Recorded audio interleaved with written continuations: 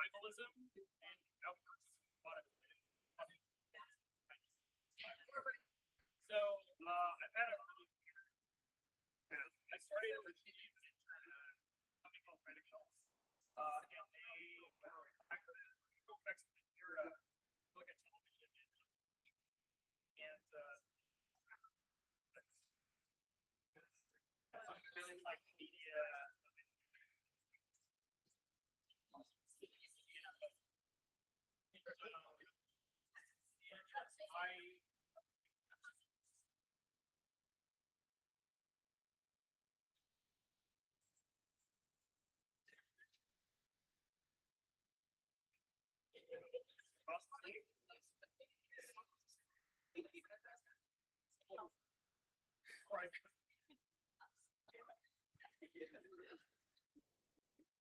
Hello, everyone. You guys are all so punctual. I said 3 minutes. You're already sitting down and quiet, so thank you so much. My name is Whitney Morgan. I'm the Director of Operations for North Forge, and I would like to acknowledge that we are gathered on Treaty 1 territory and that we are located on the ancestral lands of the Anishinaabe, Ashinanook, Dakota Oite, Denisulan, and Ottawa nations, and on the homeland of the Red River Métis. We respect the treaties that were made on these territories.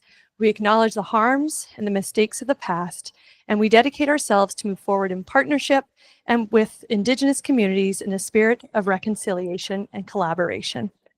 To start, I would like to do a shout out to a tech group that we have here in Manitoba called the Manitoba Women in Tech Meetup Group, MBW Tech, that was established in October 2020 as an agenda-free, gender-inclusive monthly gathering for women and supporters working in tech. This was organized in partnership with North Forge, our friends at Tech Manitoba in the back. We got a couple tech. Kelly's here too. New Media Manitoba as well. So I know Tina's in the back. Thank you. So Manitoba Women in Tech is backed by our partners who share our mission to foster a safe, supportive space for networking, sharing experiences, and promoting tech activities.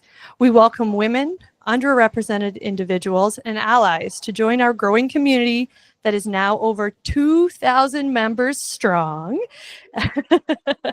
And as Manitoba continues to attract more students, newcomers, and startups, it's only going to continue to grow.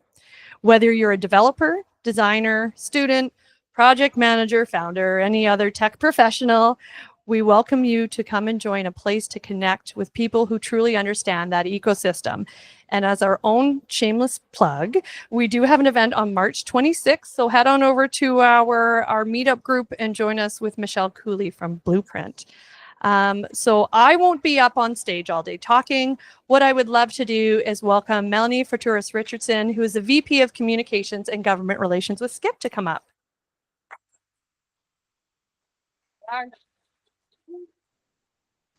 Thanks, Whitney. Thanks, everyone, for coming today for the panel in celebration of International Women's Day. We're very excited to have you all here. I've worked at Skip for 6 years, and this is something I'm both professionally and personally passionate about. And over my time here, I've been able to see firsthand Skip's commitment to fostering inclusive culture where all of our people feel empowered to do their best work. That really does include promoting gender equity and introducing new programs, policies, and tools to reach our gender ambition targets. Our Women in Tech community does aim to foster internal networking, career growth, and empowering women or anyone identifying as she, her, they, them, and allies within our teams here at Skip. Bear with me a moment. I have some few housekeeping items for those of you personally in attendance. Please enjoy some refreshments off to the side. If you haven't already, you can sneak down the aisle and grab some. Washrooms are located right outside the door. Just head on right outside. We'll be both live streaming and recording the event today for our Skip team members who are joining us from our other offices or remotely. And for the question and answer period, you'll be able to, we'll accommodate live questions in the room as well as online through our Q&A platform. It's called Slido. And, you know, we know sometimes it can be a little uncomfortable asking questions live or even on Slido. So when you do submit, all the information will be there. You do have the option to include your name, or you can be anonymous and submit anonymously. Moving on, now that those are kind of out of the way, I am going to get Whitney to come back up. Whitney is the Director of Operations at North Forge. I'm not sure if you said that, but I just wanted to note some of the important work North Forge is doing before she comes up. They're really a powerhouse entrepreneur community, and they're fueling Manitoba's innovative science-based, technology-enabled advanced manufacturing startups from ideation to funding by offering that unparalleled experience and resources to startups. So welcome back up, Whitney. Thank you. Thanks, Melanie. So again, welcome everyone to the Advancing Equity in Tech panel presented by Skip, North Forge, and Manitoba Innovates. It's fitting that we gather today during the week of International Women's Day to talk about breaking barriers and building a more inclusive future in tech. This is a day not just for reflection, but for action. An opportunity to celebrate progress while recognizing the work that still lies ahead. Despite the incredible contributions of women and gender diverse individuals in technology, equity remains an uphill battle. Women currently represent only 38.6% of Canada's tech workforce, according to a 2023 report by the Tech and People Network.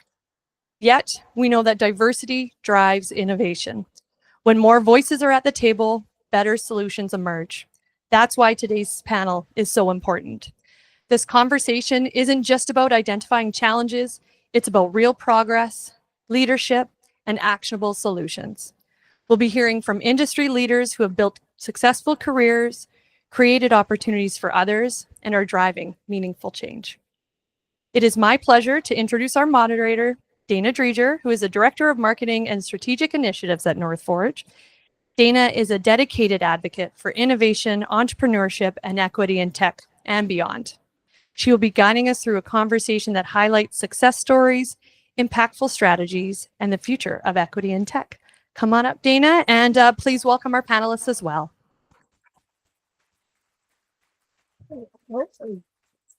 Oh, there we go.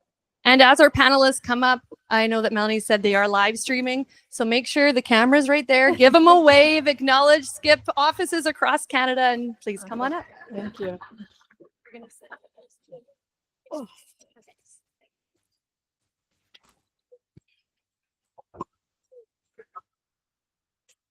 Great. Thank you so much. Thank you, Whitney. Really appreciate that. So I'm excited to be here today with such an accomplished group of individuals who are bringing their expertise, lived experience, and actionable insights to the table.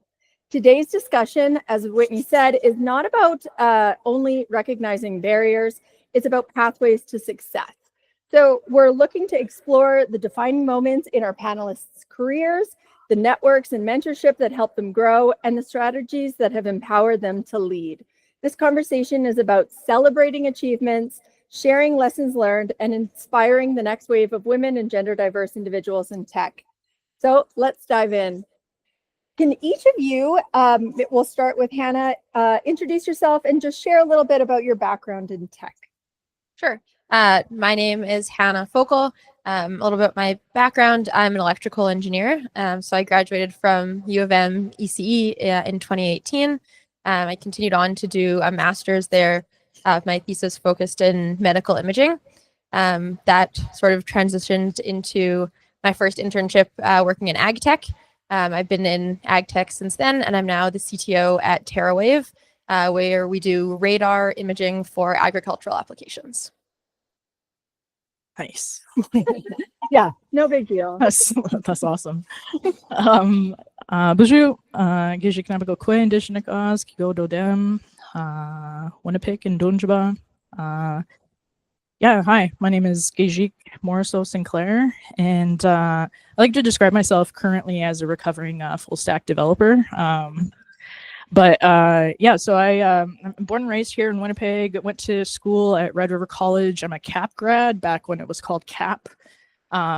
which is the computer analyst programmer. And then I took all my credits there and I went to the coast. I went to the East Coast first and graduated from Dow in the Informatics program there. And fun fact, Halifax is a little bit of a tech hotbed there. Lots of startups there, lots of incubators and lots of opportunities for startups and tech. So I was actually hired even before I left school.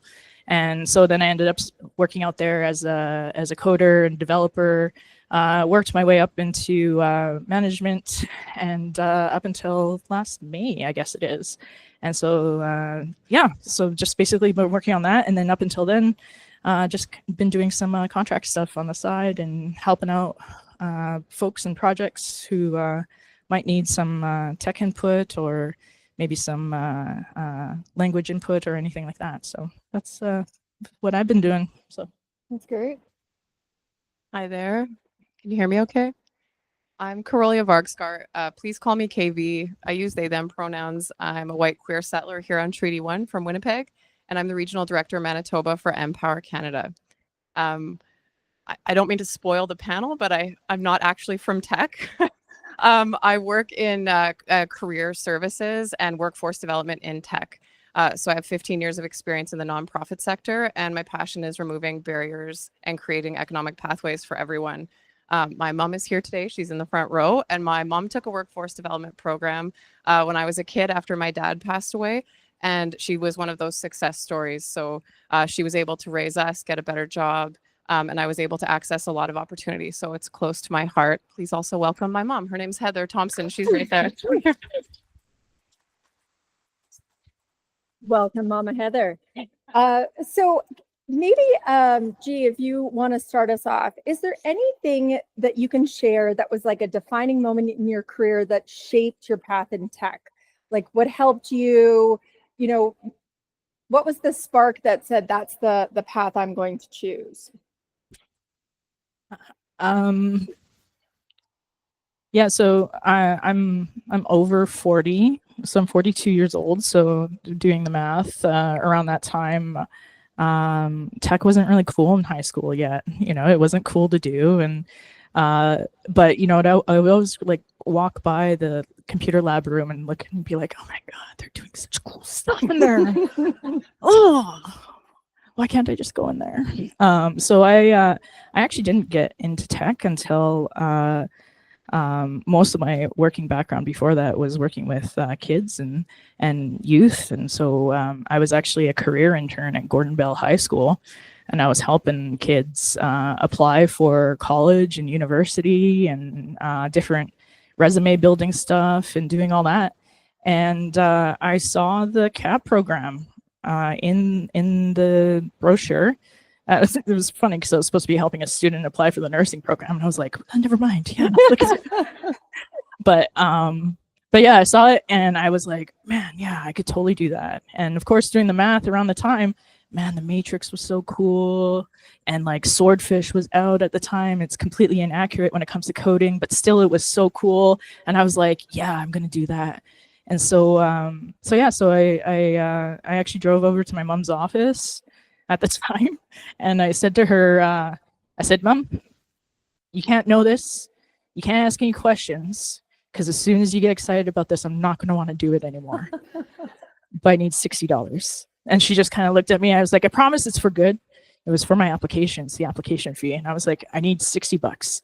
I was like, and once I know, I'll let you know, sort of thing. And so that's just how I applied. And I just there was a few options to the program, if I remember correctly, at Red River at the time. There was a 2-year program and there was a 3-year program. And for myself, I had been out of school for a while because I had originally had no idea what I wanted to do. So I just kind of went 1 year and right into university and miserably failed my way out.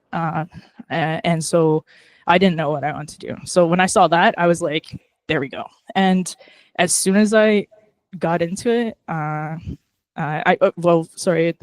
the programs, there's a 2-year and a 3-year program. So because I had been out of school for so long, I knew I didn't want to even try to put that kind of pressure on me. I was like, we'll go 3 years, maybe we'll stretch it into 4, who knows? But yeah, I was like 3-year all the way.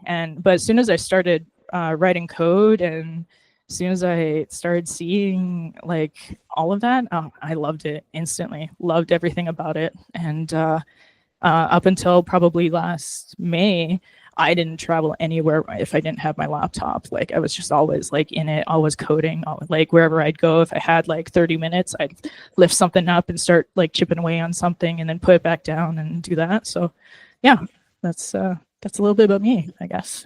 And that. Isn't it interesting? Because when I was in high school, I was about 13, 14, and I took, you either had to take French or OLD is what it was called, Opportunity Leadership Development. And in it, you had to make a website. And I remember it was like a little Angel Fire website, and it probably had like a GIF background and it had like little dancing cats on it or something. And I remember that was it. I was like, I'm going to be a web designer when I'm older. And I did that, but you either go one of two ways. You go web development or web design. And I stuck with design, and that parlayed into marketing, and now I'm hooked. So kudos to you, because I wasn't a very successful developer. Yeah, I like to say I make things functional but not pretty. Oh. So like if you want me to design something, it'll all be left adjacent and boxy, Yeah. but it will work. Yeah, Like your yeah. data will be saved and it will be secure and all that sort of stuff, but it will not be pretty. So Hannah, do you want to give us kind of what led to your career? Sure. Well, I guess when I started university, I didn't know what I wanted to do. In high school, I liked sciences, I liked math. I didn't actually know anyone who was an engineer or a developer or anything like that. So I grew up with, like, my mom is a doctor, my dad is a dentist, so I thought I would go into dentistry or optometry or pharmacy or something along those lines. I started taking chemistry and biology in university in U1, and I realized I didn't really like it. So what can you do with physics and math? Either be a physicist or be an engineer. And I chose engineering based on not a whole lot. But as soon as I got there, I really liked it. So, yeah. That's great.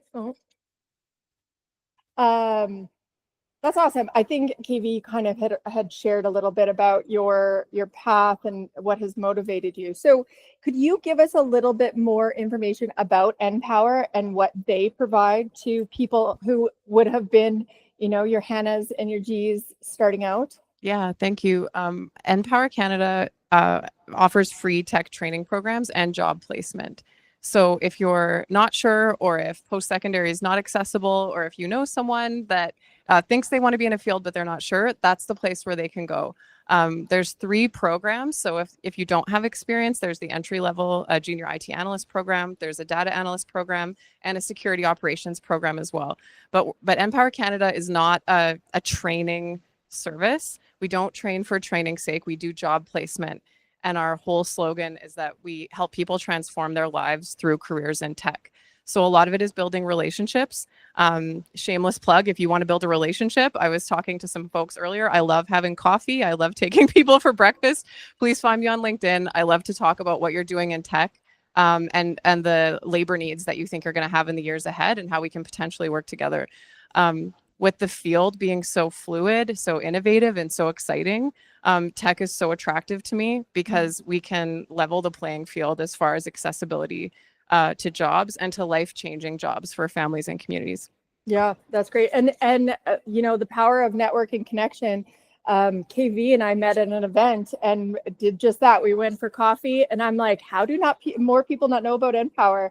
And I mean, the same could be said about North Forge and our free incubator program. So it's all about those connections and what it looks like being in a room like this, and there'll be lots of opportunities afterwards to network. What strategies or mindsets have helped you advance in your career? Like, what were key opportunities or turning points that made a difference? Maybe Hannah, did you want to start? Sure. I think a mindset would probably be being open to new opportunities. So before I started this job, I was sort of at a larger company doing regular engineering work. And I was offered the position of CTO, which meant leaving my comfortable job and joining a brand new startup. And I had never been in a role that really was managing people in addition to technical work. And I wasn't sure if that would be for me. But I decided to say yes and see what it was all about. So I think just having that open mind and saying yes to opportunities when they're presented. The power of being external. I think a lot of women and gender diverse professionals think, if we just work really hard, we're going to get noticed. If I just work really hard, I'm going to get that promotion. If I just take that project and that project and that project, that job that I want, that title that I want, that salary that I want, that recognition that I want, it's all going to come. It usually doesn't. So building yourself externally, building your own brand, volunteer on a board, volunteer at a school, build connections, go for the breakfasts, have coffees with people that you don't know. Talk about yourself like an external entity and remember that that's how you're marketable. For some reason, you're not as marketable internally. I don't know what it is. Maybe there's some psychologists in the room that can help us understand it, but it's not. I was able to leave a position in management and bill quadruple what they paid me as a salary because I was external. There's something about the value that you hold as external. So never forget that.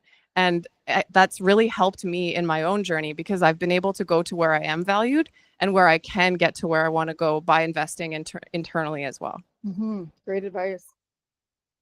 I think one of the things that I used to say to a lot of young people, especially young women, when they would start off in tech, is that inherently, whether you like it or not, you are inherently a leader just based upon the field that you're going in, and it's that, and having that title, whether you want it or not, it comes with like lots of like great benefits. It comes with like lots of opportunities, but on the same hand, it comes sometimes with a bit of a target on your back, and so you just kind of have to like.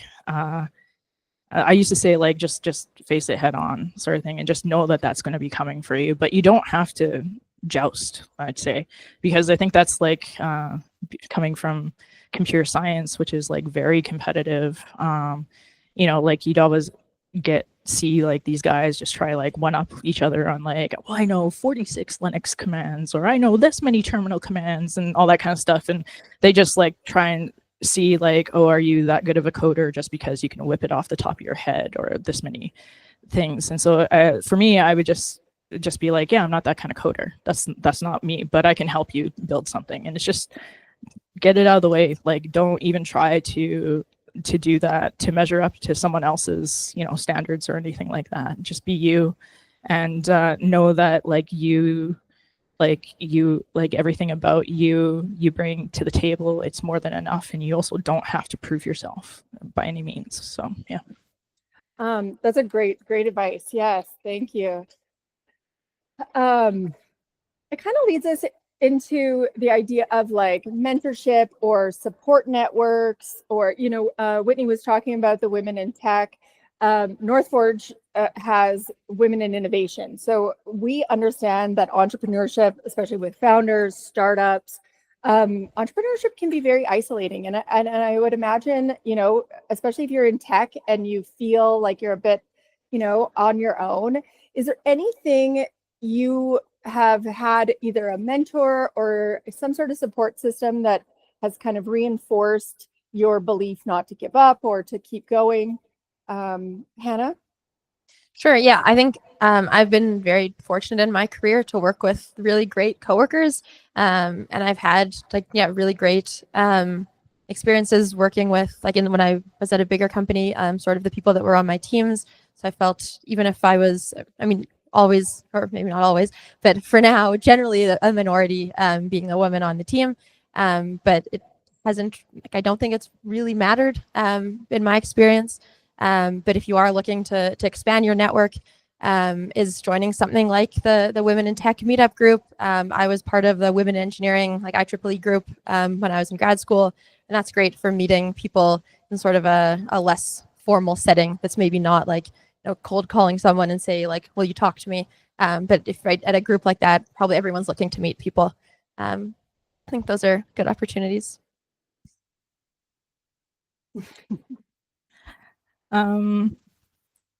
Yeah, so I was very fortunate in having lots of mentors along the way, both in all the programs I had, but also externally too. And I would say that anyone who's like kind of going up against it, and so anyone who's like maybe underrepresented or anything like that, you got to find your people there, but you also got to find your people outside of there, because you're going to need your tires pumped on the daily.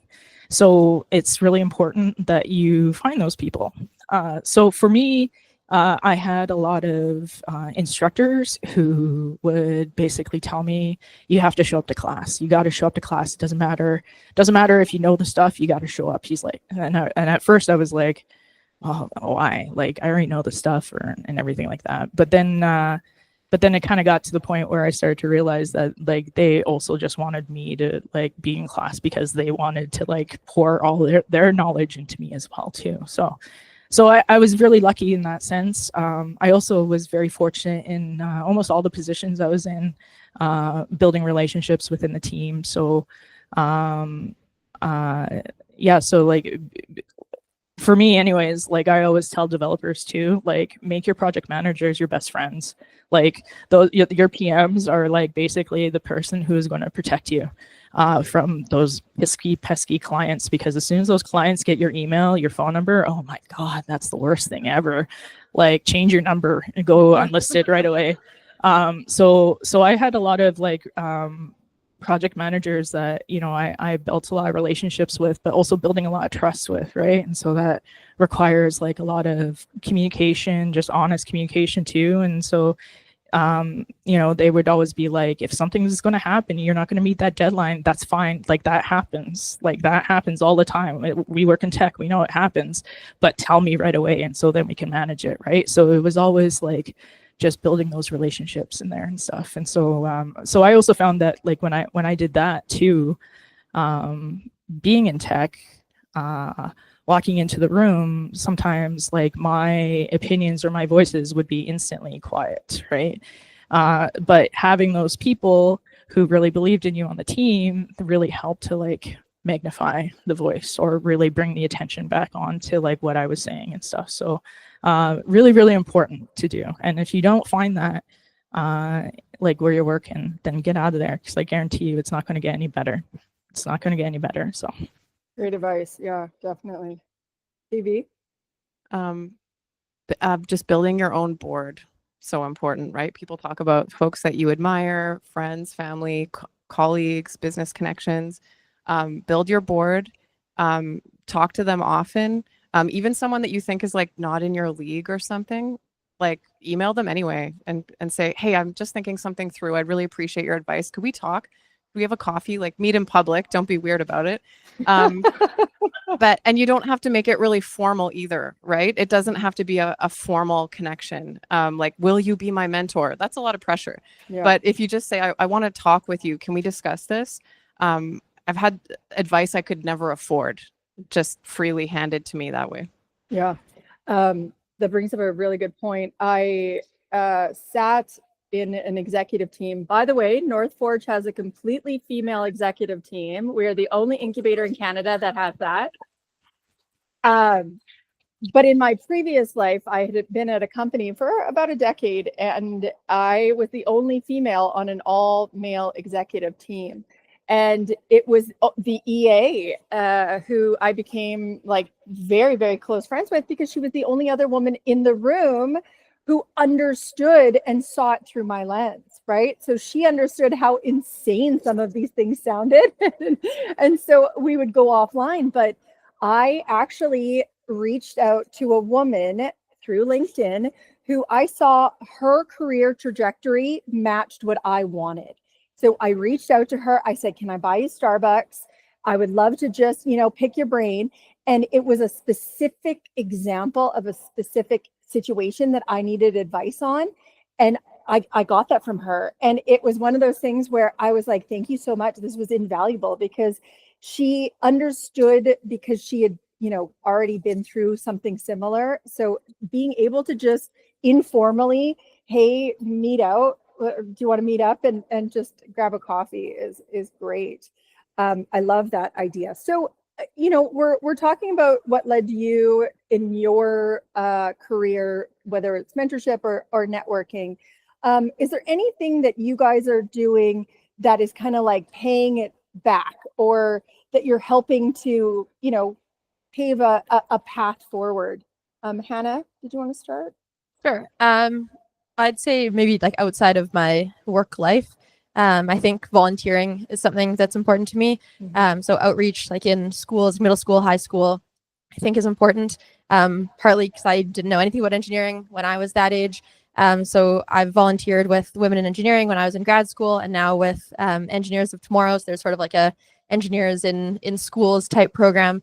So going into classrooms and teaching kids about tech and about engineering. And you know, engineer is not just like a train conductor or somebody who builds bridges, but there's like a lot of other opportunities. And maybe there's like, if you're more creative, there's things that you can do, right? There's graphic design or web design or that sort of thing that can be a more creative outlet, or in like a medical field that's still helping people. That is, I think, things that people know less are options in tech. And then just seeing someone who looks like me, or even just someone that like has been doing this and this was my path, and having that representation, I think matters. Our director of programming has 3 boys that are in engineering, and I said, oh, well, what are they going to do for engineering? And she goes, well, they can do whatever they want, but first they have to get their engineering degree so they can go do. So it is you know, a very interesting career path, because there's so many things you could do afterwards with it. G, did you have anything? Oh man, repeat the question, please. It was just, you know, a way to pay it back. Right. Yeah. Way to pay it back. That's right. Sorry. That was very interesting. That I was like, whoa, thinking about that. Yeah. So paying it back, I've had like lots of opportunities as well to be able to volunteer. So when I was out in living in Nova Scotia, I got to be a part of the first Women in Tech meetup, or Women Who Code meetup, and that was like a really cool event because we were like filled up like a room similar to this. There was, I think somewhere between like 90 to 120 people who registered for it, and our youngest participant was like 6, and our oldest participant was 85, and she wanted to like build a website because she was like, oh, my grandkids love the internet, I need to know what this is about. So she like built a knitting website. Like it was like a lot of fun. So doing that sort of thing, just trying to volunteer, and I think very similar to what you said, you know, just being visible too, right? Just being out there, you know, saying, you know, like, yeah, I'm like queer, Indigenous, mask presenting woman who is in tech, you know, and so that's like really important for kids to be able to see as well. So I've also had an opportunity to work with Wet'suwet'en Center, which is a part of the University of Winnipeg, with their STEM camps. So going in there and just like showing kids the internet, but being like really honest with them too, that tech to me is an avenue that is very accessible to them, because it is one of those industries too where you don't necessarily need a degree in order to break way into. You don't need a degree to be successful in stuff. And so understanding and recognizing what, you know, home life could potentially be like, and that, you know, school is like not always a realistic option for kids. That doesn't mean that they're like tech is not an option for them, right? So talking to them about that, telling them that, you know, like, what's that? You like beading now? You like colors? You like doing all that kind of stuff? That's tech. You can do tech in that as well. You know, like you don't think tech is for Indigenous people. It is. There is a place for you there, and your voice is important and stuff. So it's just being out there and talking about it as much as possible. So yeah, that does bring up a very good point about especially Indigenous communities, that people don't take into consideration the lack of consistent internet, the lack of, you know, consistent access to be able to be online. So making sure that we are being very vocal about the need to empower fiber in northern communities, and also too is introducing these programs on First Nation reserves. Yeah, it's even goes like a little bit farther than that, because I remember, I think it was the last web conference I got to go to before the pandemic hit. All the web conferences I had gone to before that, they were like all focused around, you know, like this is the brand new like web server technology. This is the best way to be able to transport your packets safely. That's what was all focused around before that. And then going to this conference though, it was all focused around people, but it wasn't about building or designing apps anymore that was for the top phone or the fastest internet or the like most innovative technology. It was taking a step back and actually recognizing and realizing that what's that you want your app to be used, and you have to recognize that not everyone has access to the be all end all top device, right? So you want, you know, like that kid in the Northern Reserve to be able to like, you know, watch SpongeBob SquarePants, then you have to be able to design knowing what those tech limitations are, whether or not it's like internet connection and whether or not they're going off of crappy self-service or whether or not it's that they may not have access to the newest version of the iPad, right? So even designing applications, recognizing that you want it to be accessible to everyone. So designing for the person in the environment, not so much what that app is going to be running on anymore. So. Yeah, especially with you know, lack of cell service, so lack of data in northern communities. So it's relying on SMS still, and it's relying on analog essentially. So lots of great points.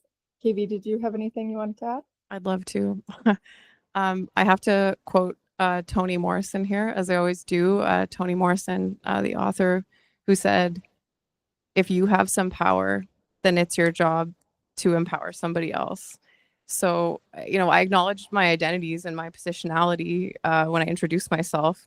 My proximity to power and whiteness and cis femininity and different things is extremely important. So any room that I'm in, I recognize that I'm in that room and who's not in that room and who can speak and who can't and who can push and who can't. And so I do my best every day in my professional practice to amplify the voices of my colleagues who are much smarter than I am in many instances and need way more airtime to make our work and our time together optimal and the best way that it can be. Also just always making time for moments of leadership in places where it doesn't exist. People that are engaged in more frontline roles have perspective that is extremely important, and it has to be threaded through all layers of leadership. So pushing back against white supremacy in those ways at work, and also against like ideas of professional conduct. Professionalism is rooted in white supremacy, and we have to divest from that so that people can bring their full selves to work every day.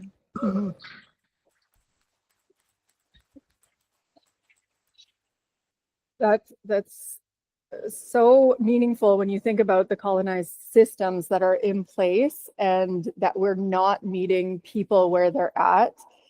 One of the things that North Forge is doing, so we have women and non-gender carpentry workshops where we offer scholarships. So if you want, it's a 6-week program and you can come and you learn how to build a really beautiful birdhouse. But it shows you how to use a table saw and how to use all of these equipment in our fabrication lab. For anyone who doesn't know, North Forge has one of the largest fabrication labs publicly accessible in North America. It is a couple blocks from here, right across from the RRC campus, with $4 million in rapid prototyping equipment. So if you have gender or diverse or women who are participating in programs like that, it's great for them to receive a scholarship, but it really doesn't fulfill the 6 nights that they're going to need babysitting for. It's not our childcare. So rather than say, oh, you want to, or it not, excuse me, I misspoke. You didn't win. You deserve a scholarship. You have been given a scholarship. We're giving carte blanche. Here's the money. Pay for a childcare and come join this. Like, let's not let that be a barrier. But a lot of times our male counterparts, and I am a huge advocate, my husband is sitting in the front here, of allies and supporters, but a lot of times those conversations aren't had because they don't have to consider who is going to watch the child while they are at an event or they're at an education learning environment. So I love that you brought that up. we know that we are going to open it up for questions at the end. So start thinking, and I know that our people joining us virtually are also able to ask questions.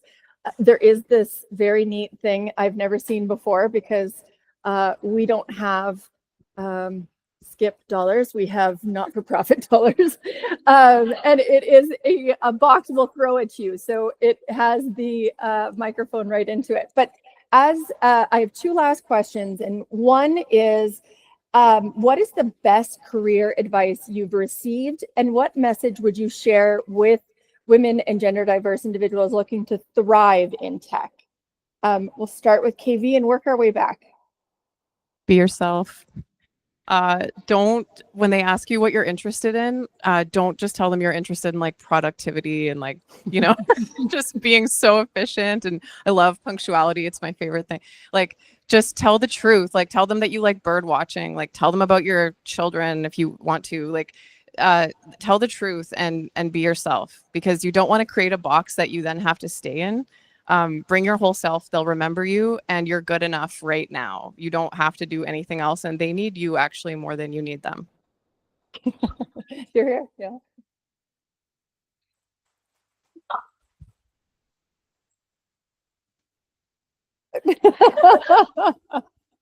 Apologies. So yeah, so my career advice for thriving, I think is basically like probably just a summary of kind of what I said, is that you're inherently a leader, so just own that, own it all the way, and just believe in it, know it all the way as well. That you need to create your team, so make sure you have your team and your supports around you, because that's going to be really, really big in order for you to like survive those meetings where maybe, you know, you put your idea out there and for some reason it wasn't a great idea, and then John Smith put the same idea out there and oh my god, it was amazing. So it lets you be able to navigate those times as well, you know, because you're not alone. There are others before you and there are others coming behind you as well. So create that group as well. And the biggest thing that I always tell people too is that to just like not give up. There is a place for you in this industry. Tech, even when I like got into it, it was like all viewed as kind of like lone wolf, right? Like those dark gray basements, that's where you kind of threw candy and beer at the computer programmers in the corner, and you didn't want to upset them too much, otherwise the server might magically go down for 10 minutes, right? But that's not what tech is anymore, right? It's very collaborative. You have to be able to work in teams. You have to be able to work with people. You have to be able to take criticism and feedback. You have to share knowledge. You have to constantly learn and evolve and change and stuff. And so that's no longer all of those kind of stereotypes that you hear about tech just being for like the old white grizzled guys in the basement anymore, or the young guys who are modding video games living out of their parents' basement. It's no longer that. It's a whole beautiful spectrum of people. So if you're feeling like tech is not for you, then it's just your job. I guarantee you it's your job, because tech is for you. There is a place for you there. So Yeah.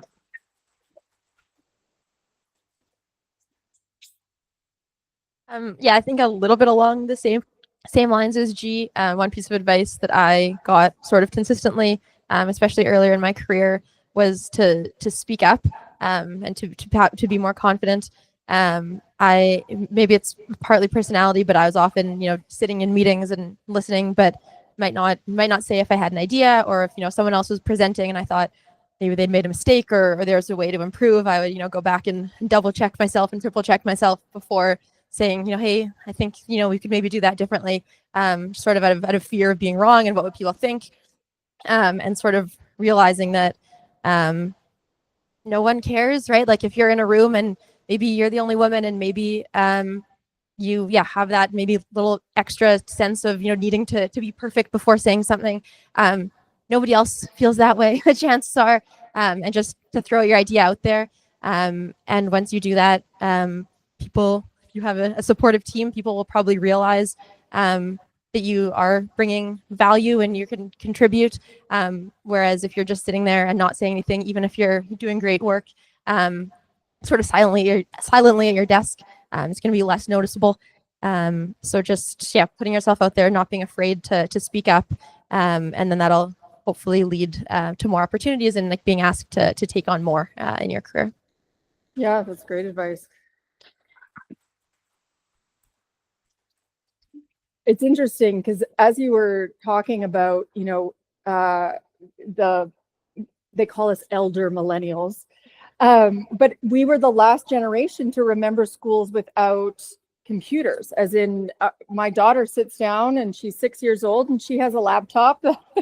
She knows what to do with it. So it's interesting because we have, like, there'll never be a generation that isn't like intensely integrated into technology. So really empowering the next generation. I'm a girl mom to two wonderful girls, and giving them, instilling in them, you know, that like there's nothing that should stand in your way, that like don't believe the hype, don't buy into it.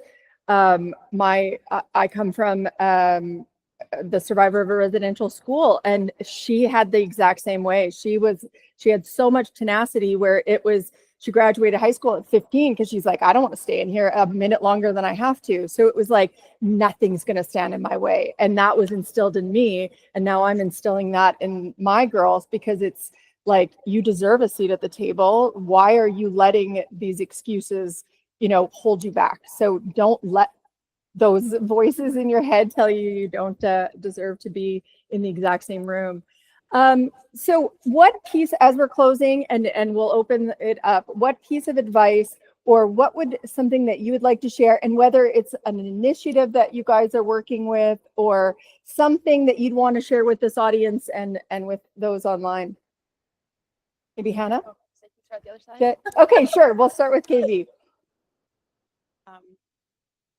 I think just the time for authenticity is now. Mm-hmm. Like, we're never going to have more space. We're never going to have more allies than we have now. I'm really grateful to all the dudes in the room. Thank you for coming. There and is, supporting us. yeah. We really need people that believe in us and understand us, as diverse as we are. So just the time to be authentic is now. And you can't just like kind of go wild with it, right? You have to pick your moments and make sure that you've cultivated a space where you can do that. But you don't have to pretend to be anybody else. You don't have to act like you're from Toronto or something. Sorry, colleagues in Toronto. But you can just be you, and you can just be from where you're from, and that's where all your power is, I think. Yeah, agreed. Well done. Well said. Yeah, try following that. Yeah, I can't. I know. I was going to say something, and now I just don't even know. Yeah, I think that for myself too, like the biggest thing that I try to tell recruiters, I try and tell hiring people, I tell my colleagues who are sitting in on interviews and stuff like that, that just that excuse of like not being able to find, you know, the candidates, right? Not being able to find Indigenous candidates, not being able to find them and stuff like that. It's not true. Like that just means that like your system and way of looking for people is not actually capturing it.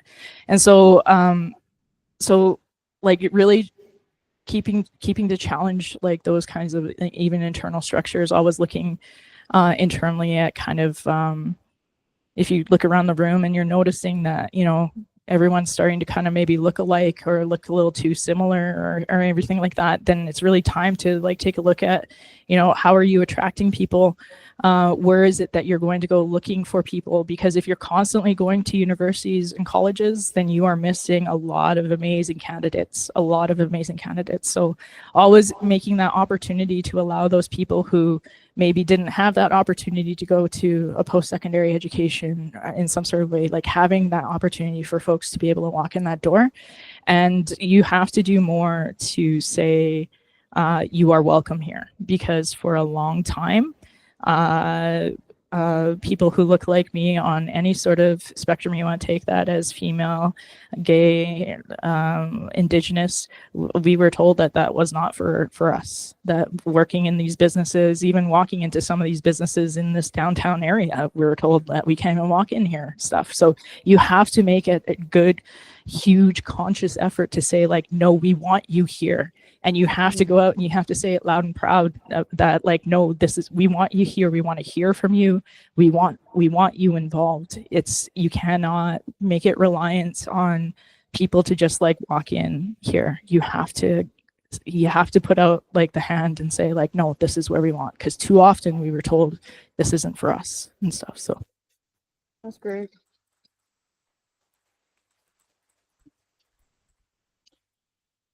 For me, maybe not another piece of advice, but just more to sort of highlight and remind everyone that there is a lot of diversity in tech in Winnipeg and a lot of cool startups and cool things being done in the city.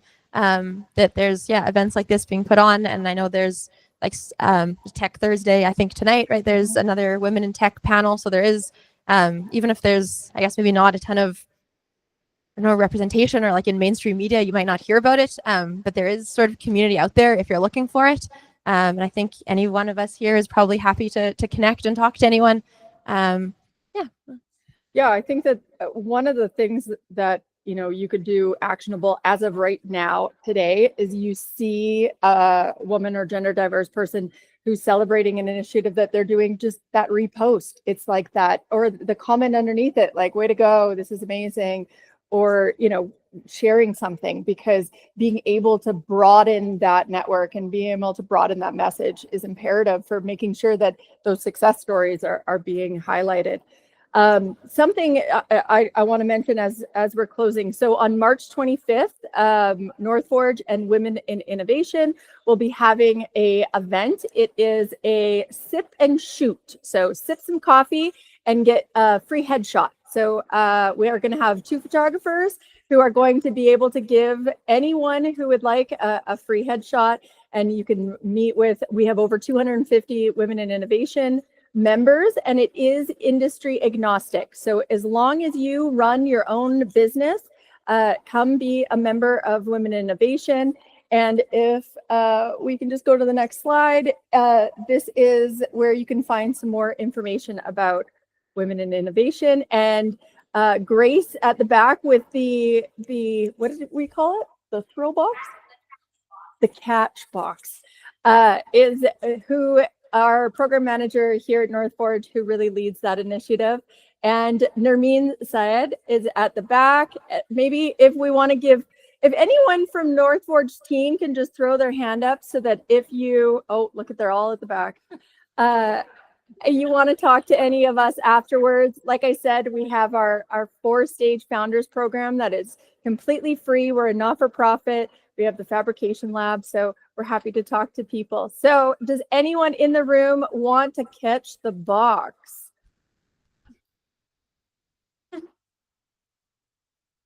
I'm also looking at Slido if anyone has any questions. Oh, okay. Oh, okay. Okay, you have to speak into the catch box, otherwise people online can't hear you. Yeah. Okay. So a couple of variations of the answers were like, speak up, be authentic, that sort of thing. I run into the opposite problem where I do speak up, I am authentic, I have the idea, and then, John throws it out. How do you navigate through that? Because it always seems to be, I even had like a manager say, like, you're showing off in front of people.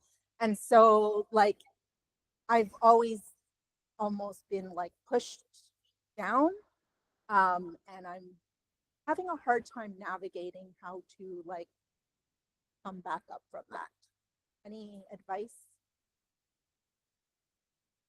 KV definitely has advice. New job time. I was just See you thinking that. later. Yeah. No, sorry. I know that's easy to say. We all have bills to pay and stuff. Yeah. So allies, strategic allies, and it's just surviving. They can be sincere and authentic and still be strategic and purposeful. So building relationships with people that you know have your back, that you trust, socializing your idea with them first. And while you're doing this, build yourself externally, volunteer on a board, and start entertaining interviews with other organizations, because you don't have to wait for them to catch up to you. Absolutely. That is, buy-in is crucial, because if you have another person in the room who's already heard your idea, that you've gotten their buy-in, being able to have two voices, because now it's not just the spotlight on you, it's like, hey, this is collaborative, we've come up with this idea. So yeah, being able to have that one ally in the room is really crucial. Yeah. Yeah. Yeah, it's a wonderful stereotype that you just have to constantly navigate, right? Because either you do that and you're showing off, you're outspoken and you're too angry, right? And then you get forced with that. So it is it's a thing that, so one, you just gotta like call it out. You're going to get labeled as that, right? So either as a woman, you start saying a lot of things, you're going to be too talkative, or you're going to be complaining a lot, or anything like that. As an Indigenous person, you start calling things out, you're going to get labeled as angry, all that kind of stuff. So it's like stereotypes that like exist. And they're real, and whether or not organizations want to acknowledge that they're kind of still floating about, that they're there. And so one of them, I think for me, is just like just even acknowledging it, or like trying to find that ally and just be like, man, like, was it just me, or did I see it like this, right? And even just trying to like, you have to find that one person, you really do. And for me, it was like my project manager. Like she was like my number one like voice in all of the meetings that we would go to. But part of that would be that we would very much strategize before we went into a meeting as well, right? So we would sit down and be like, okay, so what are we trying to achieve with this meeting? What's our approach to this? Are we still doing this one thing? Are we trying to sway them away from here? So we got on the same side as one another. So even if we internally didn't necessarily agree on something, we had a chance to be able to like sort it out there. Or even if it was like internal as another team member, just having her there was like huge. So yeah, so it's you're gonna run against it, and I'm really sorry, but it's like it's rampant. But like finding that person, you gotta find your people in there. And yeah, I know it's easy to say like, yeah, go find a new job. But honestly, if you can't find that person, get out. Get out. It's not worth it at all. So. Well, I mean, from a personal standpoint, like I'm neurospicy. So I have a little bit of ADHD. Well, not actually a lot of ADHD. And I suffer from rejection sensitivity dysmorphia. So I had done a project, and it was kind of like table stakes because I did it really well. Well, my perception of that with rejection sensitivity dysmorphia is like, oh, they didn't appreciate it, or they didn't really like it, and they weren't going out of their way. So I threw a message out to our executive team and said, like, just to give you a lens or like some insight, this is what I have. This is how it's being perceived. And they were so supportive. They were like, we had no idea. We're so sorry. We loved it. Like now moving forward, we'll know that, be mindful of that. So if you don't have that support within, like you're going to be spending 8 hours a day with these people, like the drain that could put onto your mental health by not feeling supported is ultimately not worth it. So again, it is easy to say, oh, just find a new job. But if you start having that mind shift where it's not my monkey, not my circus, because I will be getting a new job, it might be a little reprieve. And yeah. Hannah, did you have anything you want to add? No, I think okay. yeah. I think there was another question. We're not catching the box. I don't know. You have to like speak into it. Okay. Hi. Hi, my name is Chine. Thank you so much for sharing all that you have this afternoon. So my question is regarding taking time off work. either for career break or for maternity leave. I don't know if you guys could speak into that and maybe share your experience or share how, I don't know, how one can effectively manage that period of time and return back effective. Thank you. Sure. Yeah, that's a good question. It's not something I've done personally, so I can't speak from personal experience. But I think it can be a tough sort of position to be in, where you're taking time away from work that maybe your colleagues aren't. But I think just being confident in your decision, if you're, if it's going on maternity leave and you're going to take 12 months and that's what you want to do for your family, then I think sort of owning that. And again, it's hard to just say, find a new job, but I think being at a company that is going to be supportive of that is important.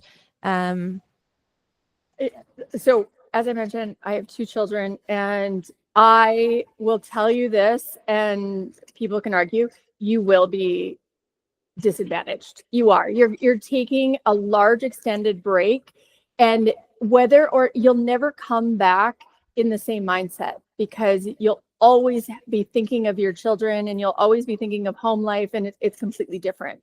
The person that I was when I started my career and the level of output that I could put in at that age versus, taking a leave of absence. I had 2 children, 18 months.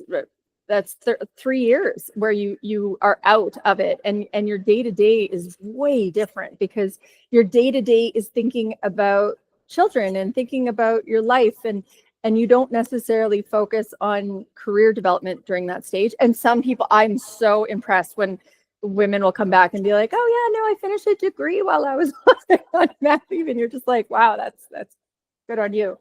But if you recognize that, like, it works for your advantage, because you now have a different perspective. You have a priority shift. You have someone that you're coming in and you're thinking, okay, now I have to be mindful of another generation. I have to be mindful of the decisions that I make are going to affect my whole family. It's not just myself. Like, there is strengths to having that time off and to building what is a priority to you personally by having a family.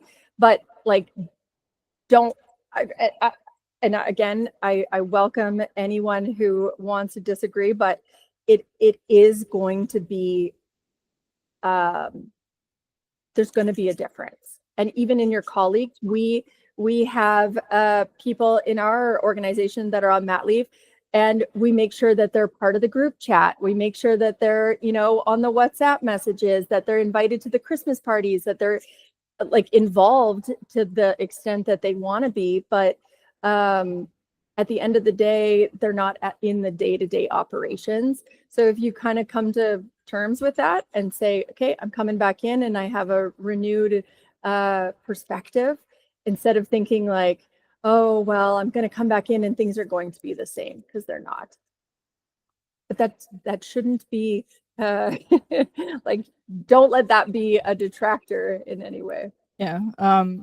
Like I don't have any experience with that either. Like I don't have any kids or anything, but I know that with a lot of like my colleagues who were able to have families and stuff, a lot of them were still able to be successful, but it only happened because of the company that they worked for that valued that aspect in their employees, right? So the company I worked for out in Halifax, they loved that aspect of everyone that they worked for. They required everyone to have a work-life balance.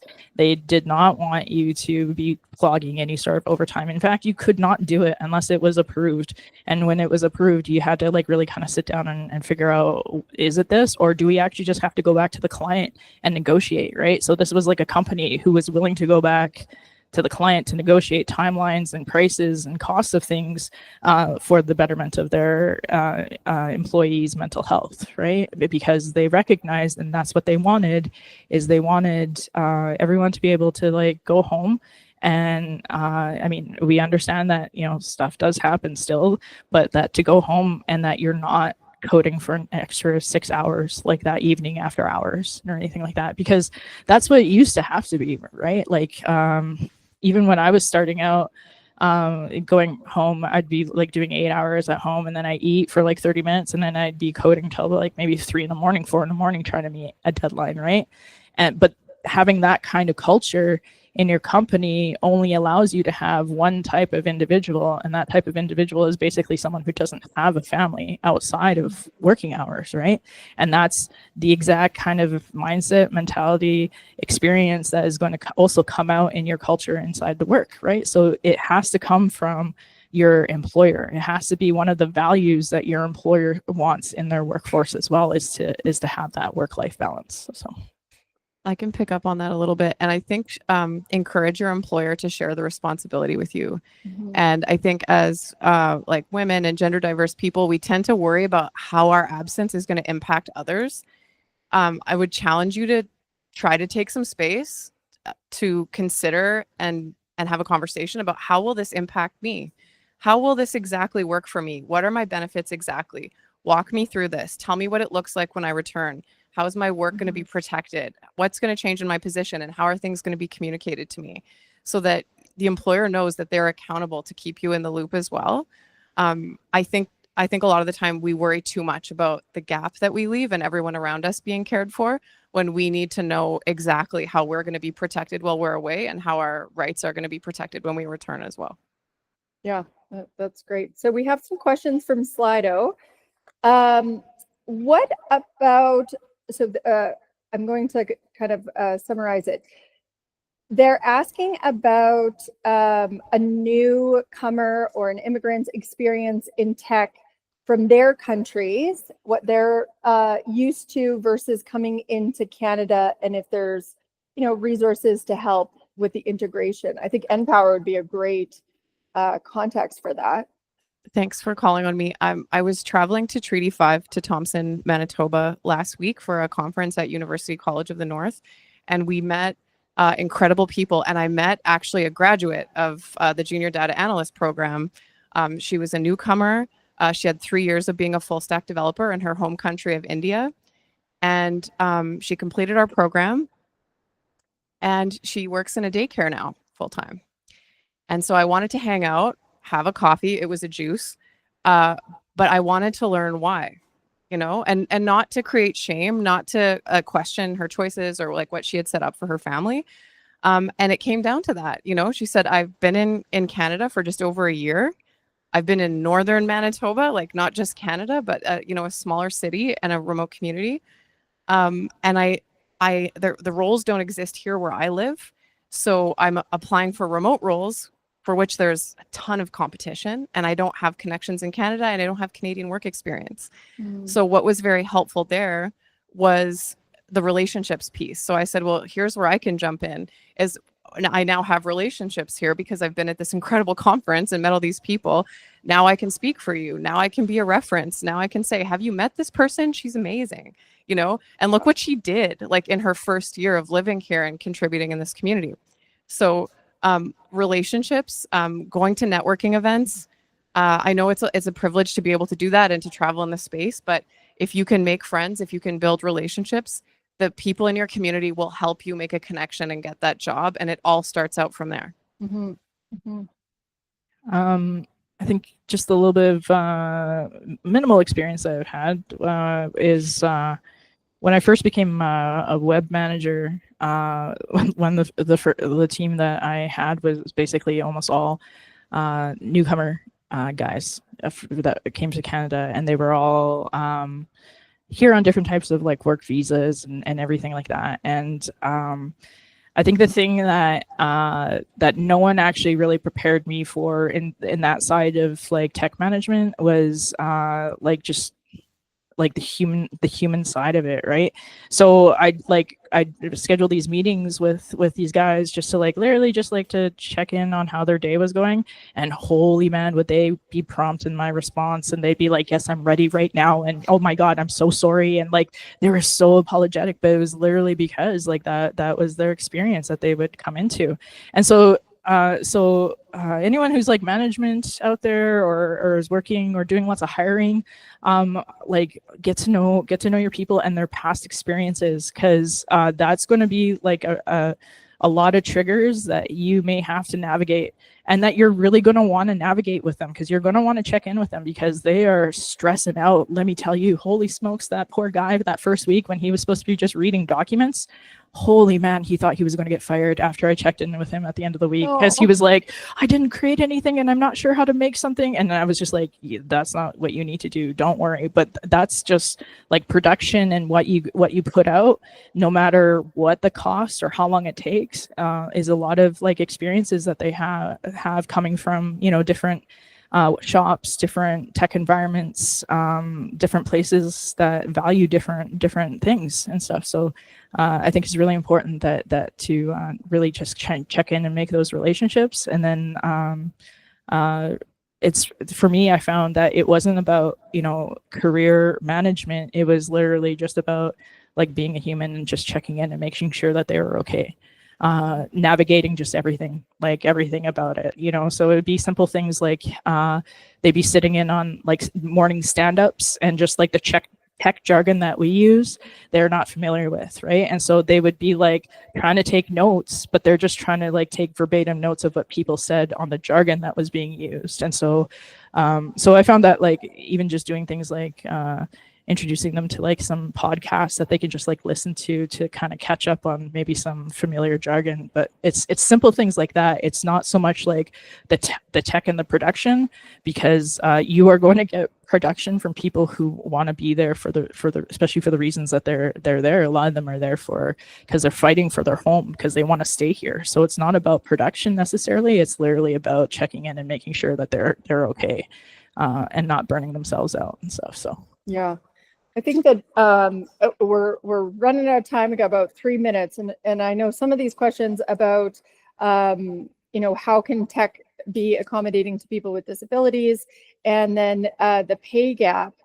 AI is a whole other panel, so we won't touch on AI. But I think that what has kind of been echoed throughout the entire conversation is, if you are in a leadership role or a change maker or any kind of influence that you have, to be mindful of incorporating resources, tools, different mindsets, to be able to have tangible change. I know with disabilities, for instance, you know, my company gave me Copilot so that I could summarize long emails that I don't, my brain just doesn't have the capacity to read right to the bottom. So those things where, if you're mindful of the disabilities or the disadvantages, being open to providing resources or providing that. So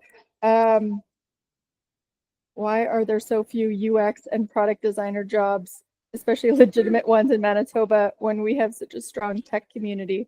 Hey, come on over to North Forge. We have lots of founders who would love to meet some UX developers. You want to do UX stuff, you got to go find startups. That's the big one. So like if you're trying to get in with like, I don't know, Great West Life or MPI, their UIs are like set in stone, plus changing that, like ripping all of that code out of legacy systems like that. No one wants to touch that, and no one wants to pay for that. And so you're not going to get UI jobs in those kind of like setup establishments. If you want to do UI stuff, you got to go to like people that are creating products. So you got to go to like a shop that's like starting up, or that's like taking on contracts and everything like that, but not a Great West Life or MPI or Manitoba Lotteries or anything. So especially being at like a MVP stage where they can pivot and change what the interactions look like. And it might be something where you keep your day job and you help a co-founder or a founder out, and maybe take a little equity share so that when they exit, i.e. Skip, that you had a little cut of the pie. But anyway, we want to be very mindful. We recognize those that are celebrating Ramadan, so we want to get out of here as soon as we can to stay on schedule. But let's give it up for our panel today.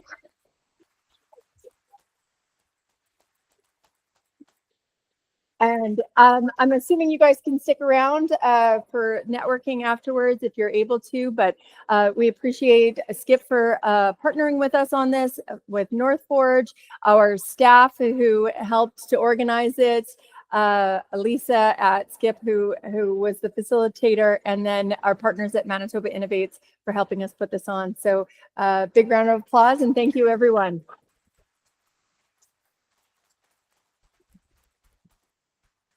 Thank you so much. That was excellent. Thank you. That went great. Oh